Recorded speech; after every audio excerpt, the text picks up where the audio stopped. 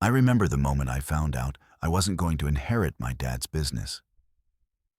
It wasn't a conversation I was expecting, and certainly not one I was ready for.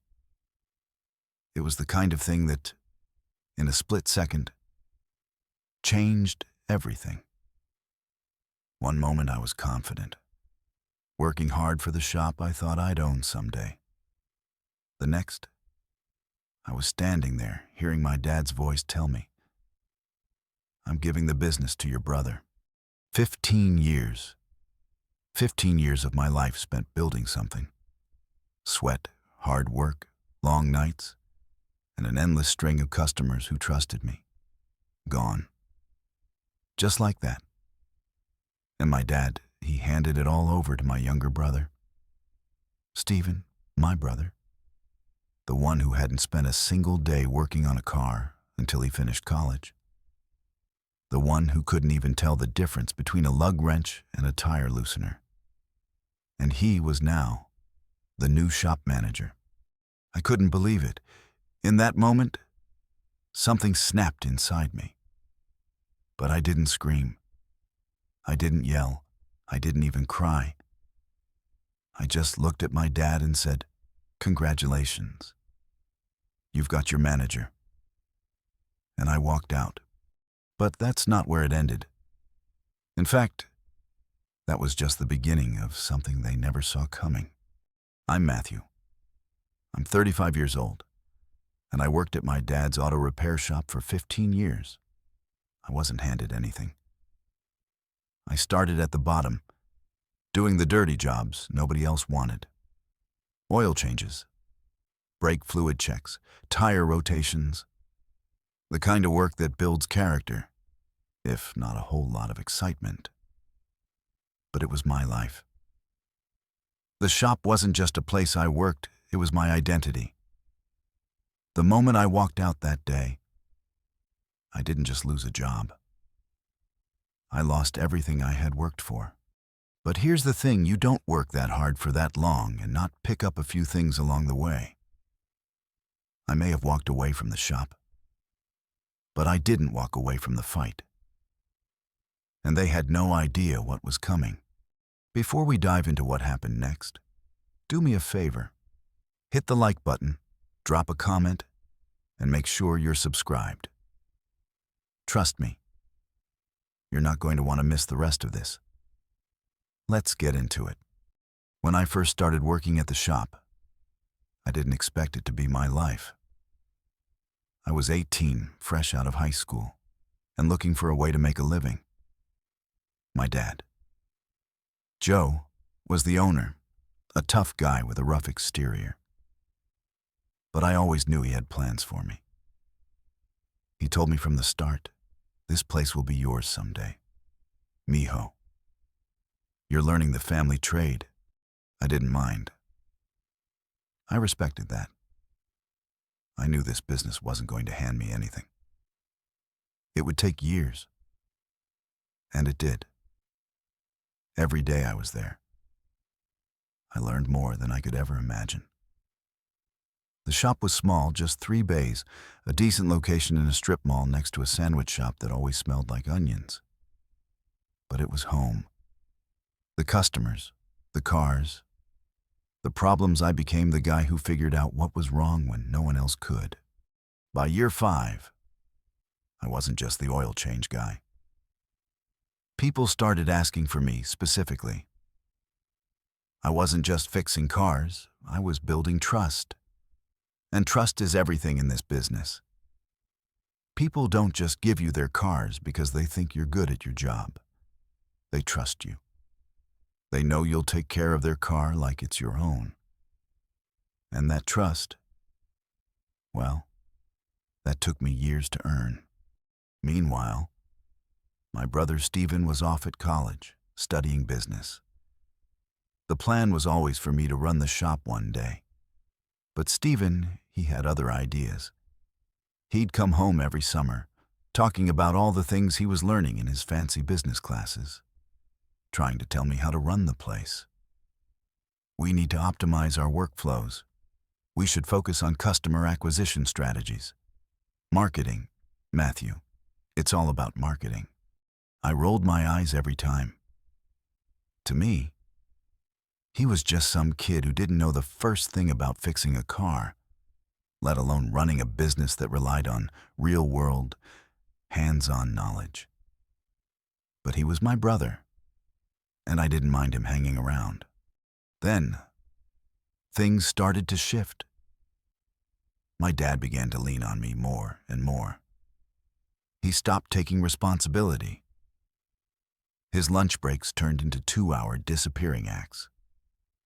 His checking on parts orders became code for hanging out at the barbershop, telling the same stories about the good old days. All the work that he used to do, it fell to me.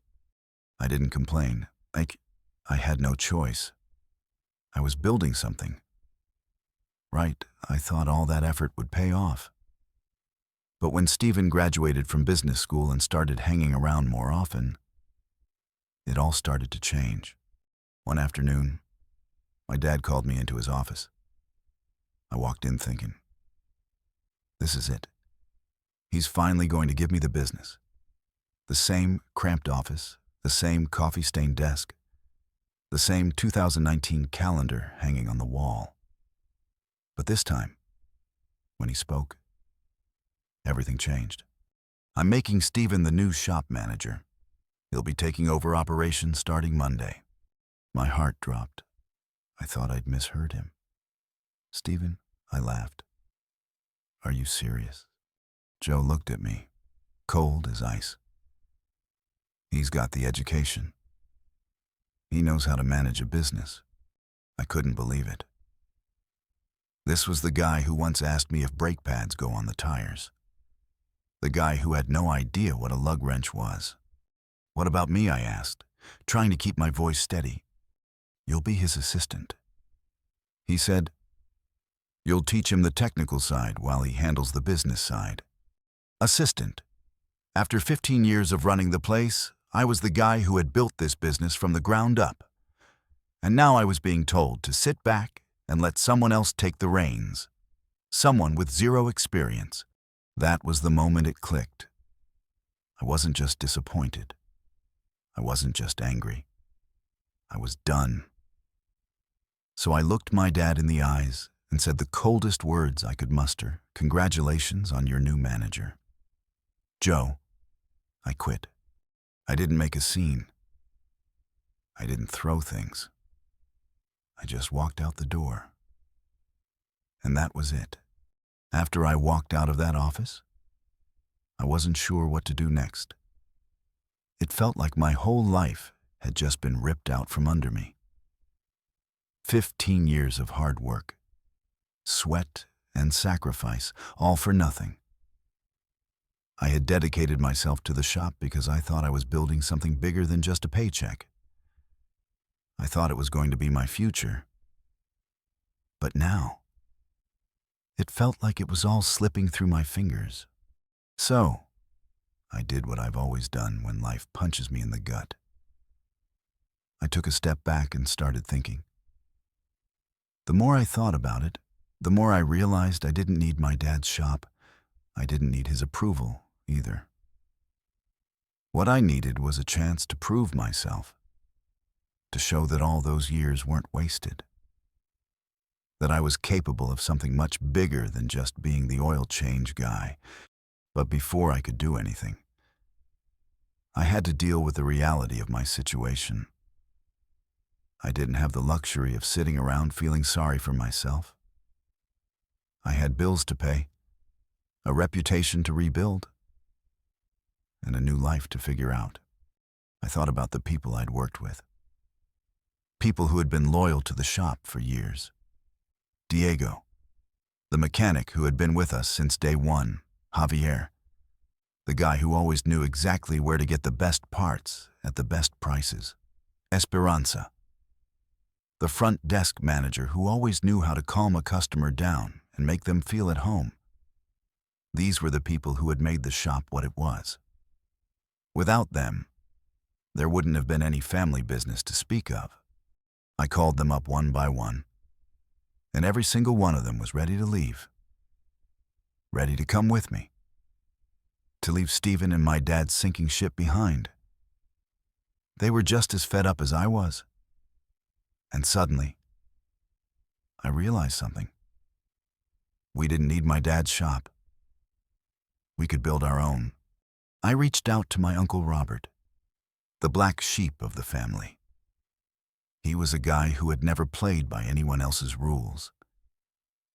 He'd built a small trucking company from scratch, and even though my dad didn't speak to him much, Robert had always been there for me.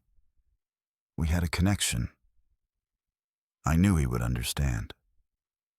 I called him up and explained what had happened. He didn't say much at first, just listened. Then, he said something that made all the difference. "Well, kid, I've got a building that's about 2 miles from your dad's place. It's big enough for 4 bays, and the rent is reasonable. You want it?" That was the moment I knew things were going to be different. I didn't have to settle for what my dad had handed me. I could take control, build something on my terms, with my team. That same afternoon, I met Carlos at the building Robert had found. It was perfect. Bigger, better located, and most importantly, it was going to be ours. No more hiding in the back of a strip mall. This place had visibility, space, and potential. It felt like a fresh start. But we didn't just need a building. We needed equipment, suppliers, customers, everything that made the shop work. And that's where the real hustle began. I got to work immediately. Reached out to our suppliers, the ones my dad had worked with for years. And guess what? They were thrilled to work with me. I wasn't some fresh-faced kid who just graduated from business school. I was the guy who had been on the phone with them, placing orders, solving problems, for as long as I could remember. They knew me. They trusted me. Next, I called Diego. I knew he wasn't happy working under Stephen. He had more experience in his pinky finger than Stephen had in his whole body. And when I asked him if he wanted to join me at the new shop, he didn't even hesitate. "When do we start?" he asked. Then came Javier. He was the guy who had always known how to get the parts we needed when everyone else was scrambling. He had connections, and I knew he'd be crucial in getting us the best deals. He didn't need much convincing. When I told him about my plan, he was all in.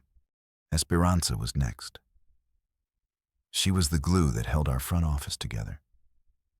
The customers loved her, and I knew we couldn't run a successful shop without her.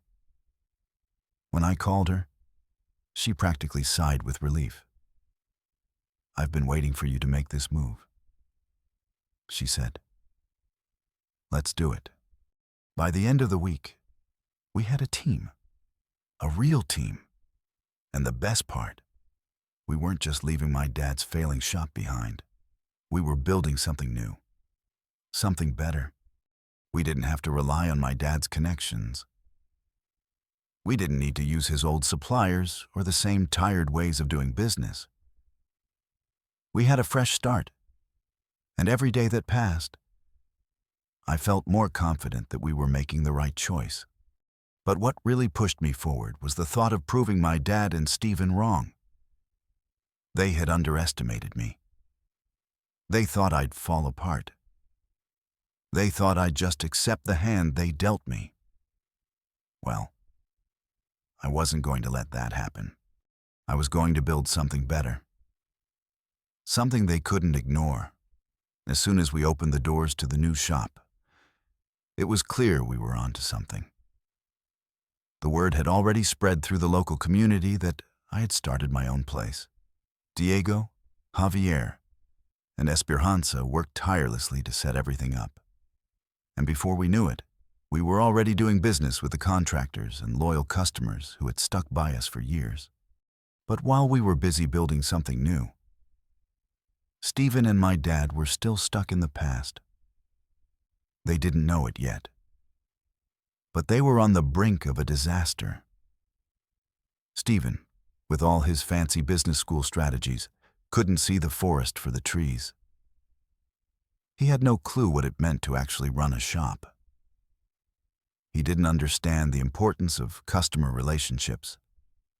He couldn't fix a car if his life depended on it. Yet, here he was, trying to run things like he was in charge of a Fortune 500 company. Every time I heard a new update about what was happening at my dad's shop, it just got worse.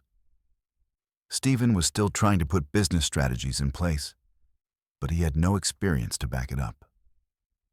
He started firing employees, cutting corners, and overpromising on services we couldn't deliver.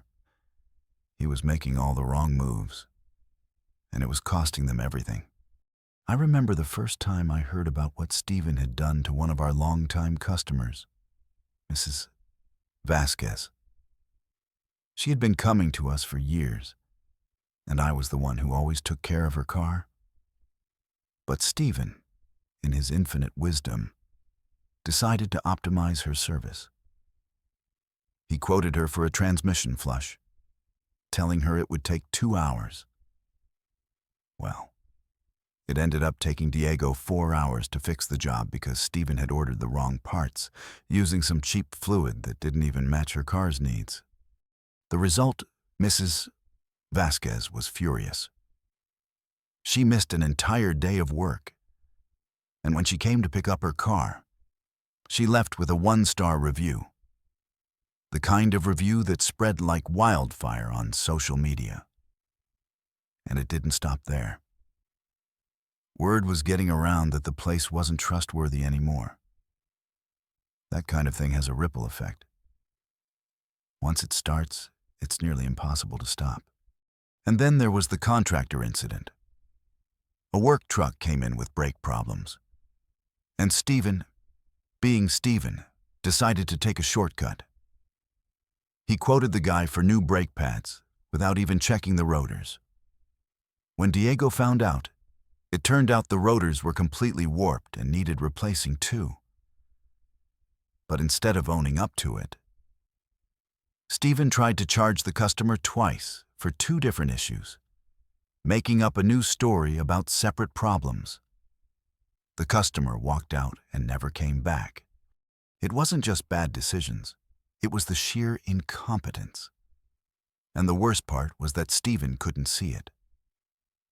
Every time something went wrong, he blamed everyone else. It was never his fault. It was always someone else's. That's when I realized that the shop was more than just mismanaged. It was in free fall. But while all this was happening, we were getting stronger. My shop was doing great.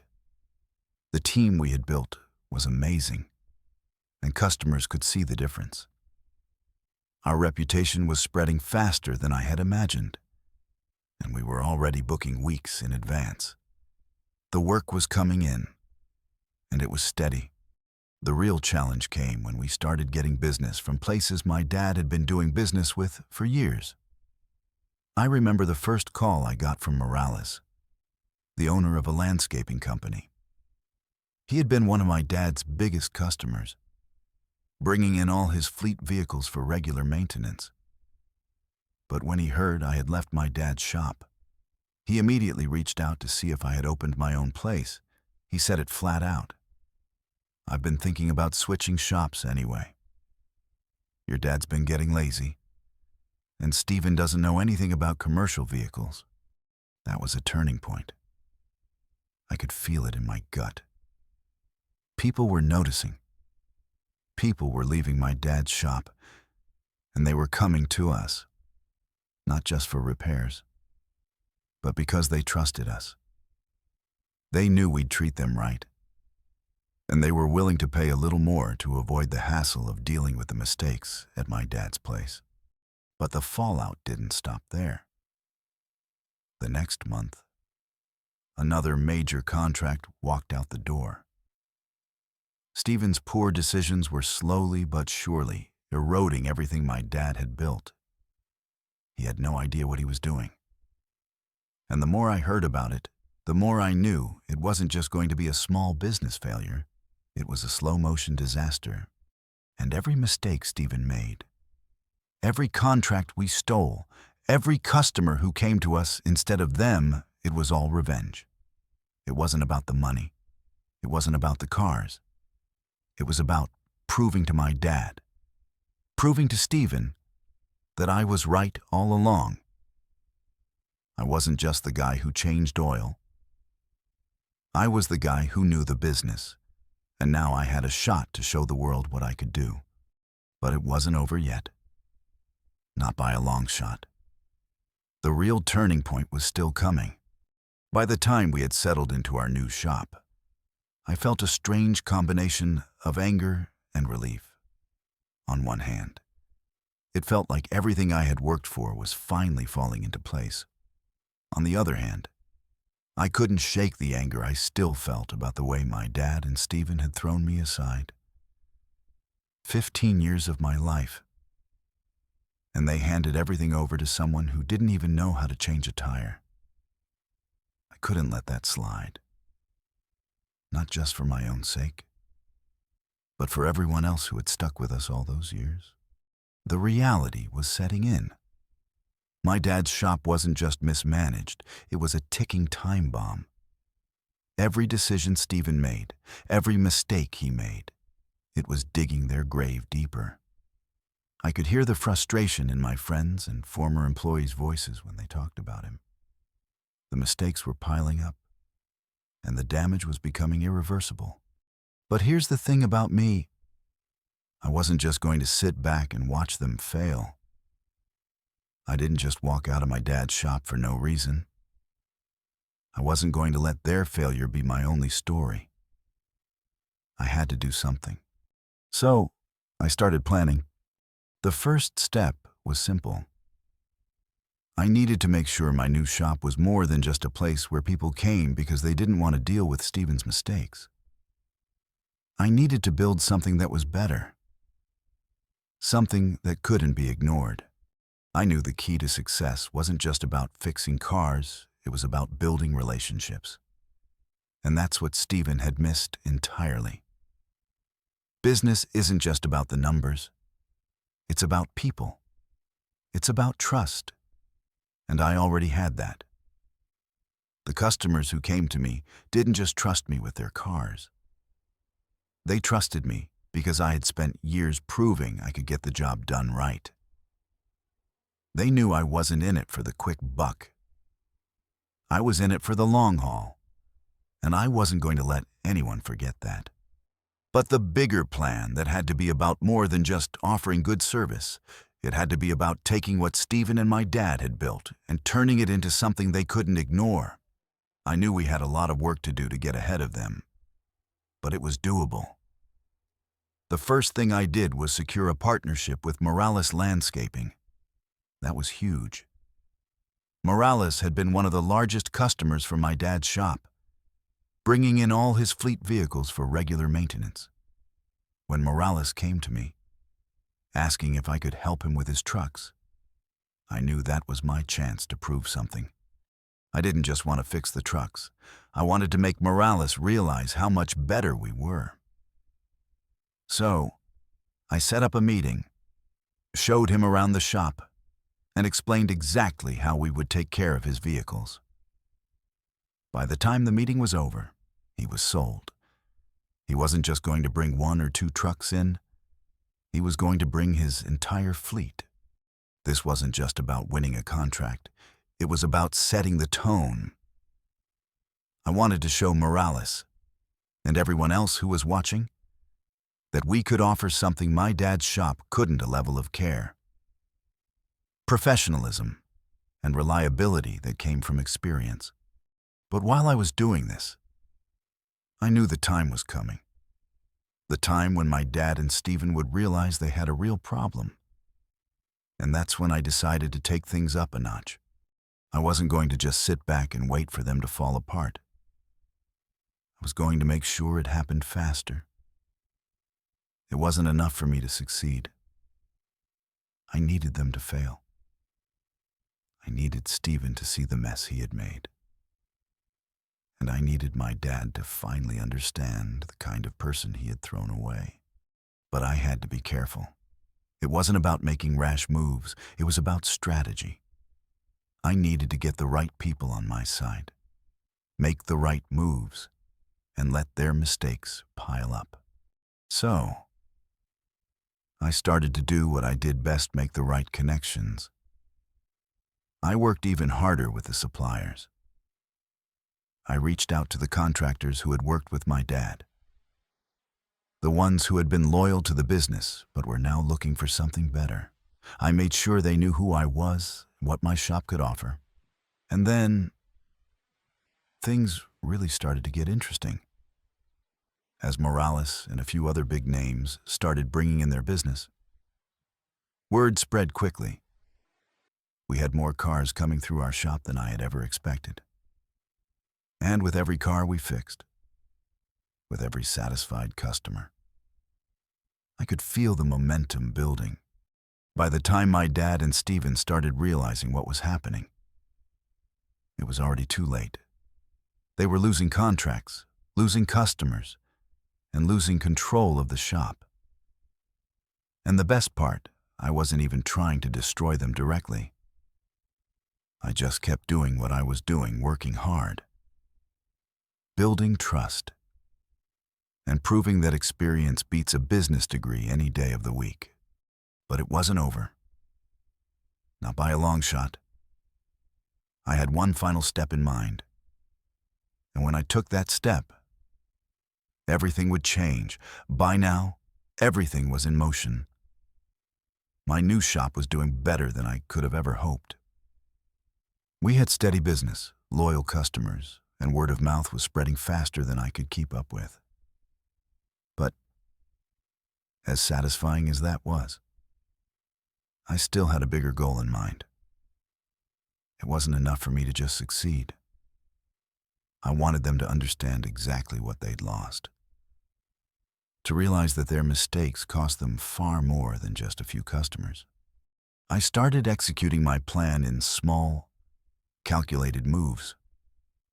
Nothing too overt, nothing too obvious. But each step was carefully calculated to hurt them, to accelerate the downward spiral they were already caught in. The first thing I did was continue to take every customer I could from them. It wasn't about stealing customers directly. It was more about building trust and making sure people knew who they were dealing with when they came to me.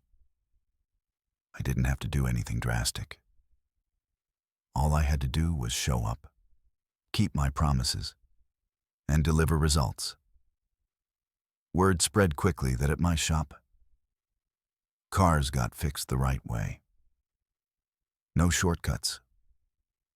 No trying to cut corners. I remember one of the first customers I helped was a contractor who had been going to my dad's shop for years. He was bringing in his fleet of trucks for maintenance, but he wasn't happy with the service he was getting. When he told me about the way Steven had tried to upsell him on unnecessary services, I could see the frustration in his eyes. He told me he was considering taking his business elsewhere, but he didn't know where to go. That was my opening. I gave him a tour of my shop, walked him through the process of what we'd do with his trucks, and assured him we'd treat them with the utmost care. By the end of the conversation, he was on board. The next day, his trucks were parked outside our bays, and my team was hard at work. And that's when I realized that this wasn't just about fixing cars. This was about rebuilding everything that had been taken from me, brick by brick. Each contract we earned from people who had once been loyal to my dad's shop felt like a small victory. Every job we completed, every review we received, it was another nail in the coffin for them. But I didn't stop there. As I started to build up my own customer base, I paid closer attention to the local gossip. I knew Steven and my dad were getting desperate, trying to keep their heads above water. The more mistakes Steven made, the more frustrated my dad became. The contractors who had stuck with them for years were now starting to look at us. The same contractors who had been loyal to my dad's shop now saw the value of working with someone who actually knew the ins and outs of the business, not just how to make spreadsheets look pretty. One evening, I got a call from one of my former employees, Diego. He had been at my dad's shop for years, and when he left with me, he was determined to never look back. But he'd been keeping tabs on things, and he had news. "Matthew," he said, "you're not going to believe this. Steven tried to replace your old brake guy with someone who doesn't even know how to check the fluid levels properly. The customer caught him trying to use the wrong parts. They're losing their biggest client, and the word's getting out. They're done." I couldn't help but smile. My old shop was imploding, and it wasn't because of any grand plan I had executed. It was because Steven didn't know what he was doing. He was pretending to be the boss, making decisions he had no business making, and now it was costing them everything. The worst part was that my dad was too proud to admit his mistake. Instead of stepping in and taking control, he let Steven continue to run things into the ground. Every day, I felt a little more validated. Every job we did, every customer we helped, proved that my way of running a business the way I had learned it from the ground up was working. And all the while, I kept my eye on what was happening back at my dad's shop. Every mistake Steven made felt like a victory for me. But I knew the time would come when they'd realize they couldn't save themselves anymore. I wasn't the one who caused their downfall. They did that all on their own. I just made sure that when they fell, I was there to catch the customers who were walking away from them. But as satisfying as it was to see their failure, I had to be careful not to get too cocky. This wasn't just about me proving I could do it better. It was about building something that couldn't be taken from me again. I had to stay focused on the long game. The more successful we became, the more people would try to tear us down. But I wasn't afraid of that. I knew how to run my business. I knew how to keep my customers happy. And I knew how to make sure they would never go back to Steven's mess of a shop. The final blow was coming, though I could feel it. They couldn't keep up the act forever. It didn't take long for the inevitable to happen. Steven's failures were piling up, and my dad was starting to realize he had made a huge mistake. At first, I could tell he didn't want to believe it. Every time I heard from a former customer or employee, they'd tell me how bad things were getting at the shop. My dad was still in denial. He tried to patch things up, but it was too late. The damage had already been done. I got the first sign that things were really bad when I overheard a conversation between one of my old contacts and a mutual acquaintance. I don't know what Joe is thinking, but he's about to lose it all. I just had to take my business elsewhere. The guy running the shop now, he doesn't know what he's doing. The moment that hit me, I knew Steven's incompetence was going to be the final nail in their coffin. It wasn't just one bad decision anymore. It was an accumulation of bad calls, ignored warnings, and customers walking out the door because they couldn't trust what they were getting. But the real turning point came when I heard from Diego again. This time, he was practically laughing as he told me what happened. Steven just managed to break a guy's engine. He drained the wrong fluid, then put motor oil in it instead of the transmission fluid. The customer got 3 blocks before the truck just seized. And get this, your dad's trying to cover it up. He offered to buy the guy a new truck. It was like watching a car wreck in slow motion. Each mistake Steven made was costing them more and more. It was like they were trying to pretend things weren't falling apart. But no amount of Band-Aid fixes could cover up the rot that had already set in. And then, the lawsuits started coming in. First, it was the brake job incident. The customer who had been overcharged because Stephen didn't check the rotors filed a complaint. Then came the transmission fiasco. And before long, customers were going public.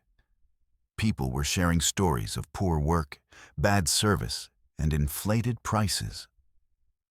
They were writing scathing reviews online, and it was only a matter of time before the reputation that my dad had spent years building came crashing down. By the time the first state inspection rolled around, it was clear that Stephen had no idea what he was doing. They failed the inspection, and the licensing board gave them a long list of violations. They were told to shut down until they fixed everything. Insurance companies were backing out. Suppliers were threatening to stop doing business with them. And even some of the customers who had stuck around for years were looking for alternatives. My dad called me once to ask for help. "Matthew, I don't know what to do anymore," he said, sounding completely defeated. I tried to help Stephen, but he's running the place into the ground. He doesn't know how to fix cars. He doesn't know how to run a shop. We're losing everything. For a brief moment, I almost felt sorry for him. Almost.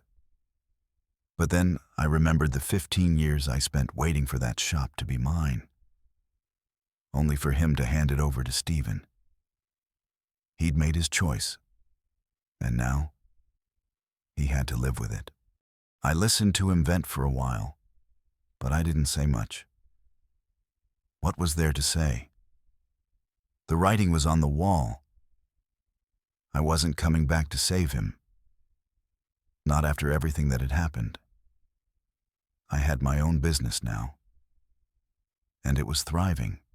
I wasn't just building a business. I was rebuilding my life. But watching my dad's shop fall apart was still hard to ignore. They had the chance to make it work. They had the resources, the connections, the reputation. But instead, they let pride, ignorance, and poor decisions tear everything down. And then, the big blow came. The state shut them down. The news hit like a bombshell. The shop had been declared non-compliant, and they couldn't operate until they fixed everything. The customer base was gone, the contracts were drying up, and the business was in complete disarray. My dad had spent years building that shop. But in the end, he had handed it over to someone who didn't know the first thing about what it took to keep it alive. That night, I sat down with Carlos and Roberto for drinks. We'd been talking about how far we'd come, about how my shop was steadily growing. I told them about the latest developments, about how my dad had called me for help, about the inspection failure, and how the business was now on the brink of bankruptcy. Carlos raised his glass. "You did it, man. You built something real.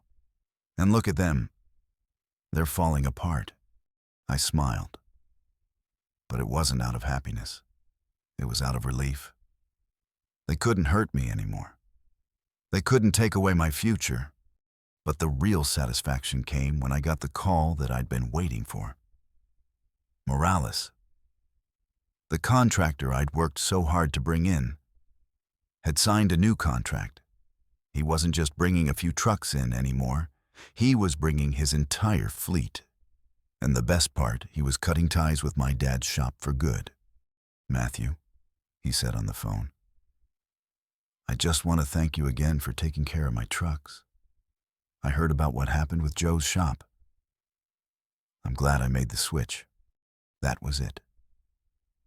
That was the final sign that my dad's business was finished. And I was the one who had helped drive that final nail into their coffin. Not with some grand plan of revenge, but by doing things the right way, by offering better service, better quality, and treating customers with respect. But it wasn't over yet. Not for me. Not by a long shot. When I think back on everything that's happened, it's hard not to feel a sense of both satisfaction and disbelief. Satisfaction because, in the end, I built something real, something that wasn't handed to me, something I had to fight for every step of the way. But disbelief, because none of it had to happen the way it did. The truth is, I could have been happy just running the shop my dad built. It was never about taking over for me, it was about knowing that my hard work and experience were valued. But my dad chose Stephen, and that decision turned out to be the worst one he could have made. Stephen, with all his business degrees and fancy management talk, wasn't the one who knew how to keep a shop running. He didn't understand that business isn't just about spreadsheets and marketing plans. It's about relationships with customers, with employees, with suppliers. You can't fake that. And while Stephen was busy pushing everyone around with his visions of growth, I was actually doing the work I had been for years. In the end, I didn't need to destroy them. They did that to themselves. Every bad decision Stephen made was another step toward their downfall. And while they were fumbling with their mistakes, I just kept doing what I knew how to do best, running a business the right way. Treat people well, do the job right, and the rest will follow. The funny thing is, when I first opened my shop, I didn't even have revenge in mind. It wasn't about taking down my dad or Stephen. It was about proving to myself that I could succeed on my own terms. It was about proving that the skills I'd spent years learning weren't just valuable in a small shop. They could build something bigger.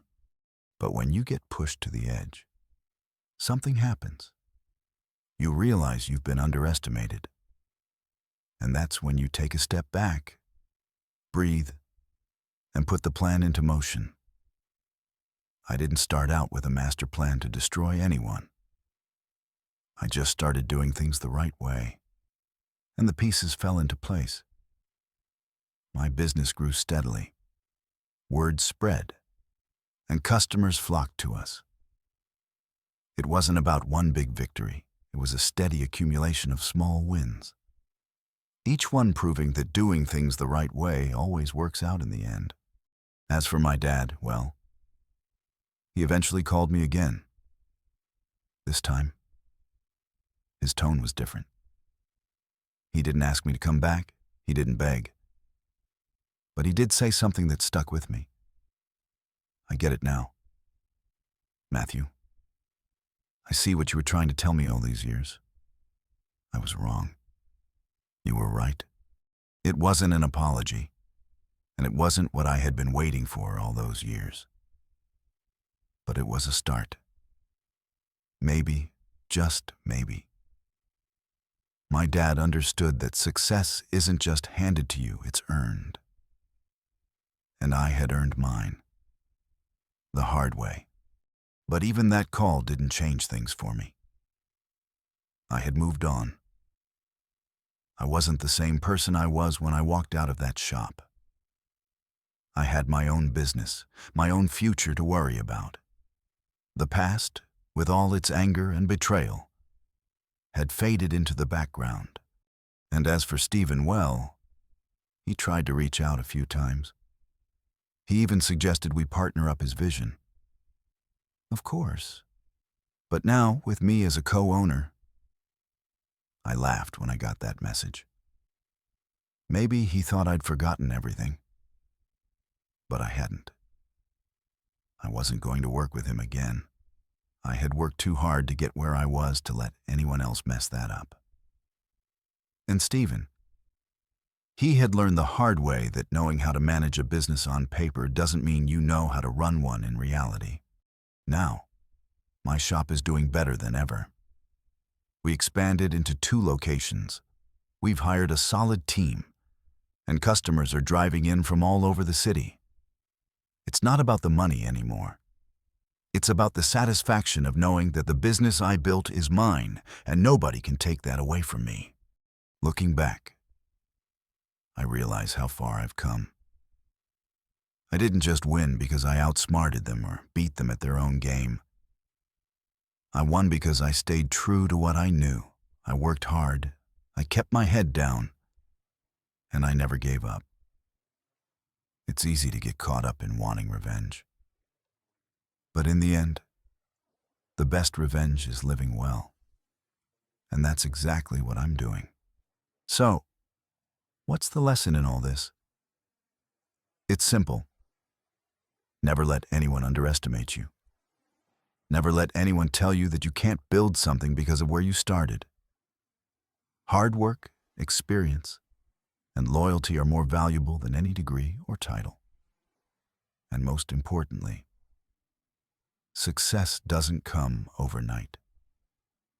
It comes from years of doing the right thing, even when it seems like no one is watching. If you've learned something from my story, I'd love to hear your thoughts. Drop a comment below. Let me know what you think, and don't forget to like and subscribe. There's a lot more to come. And trust me, you won't want to miss it.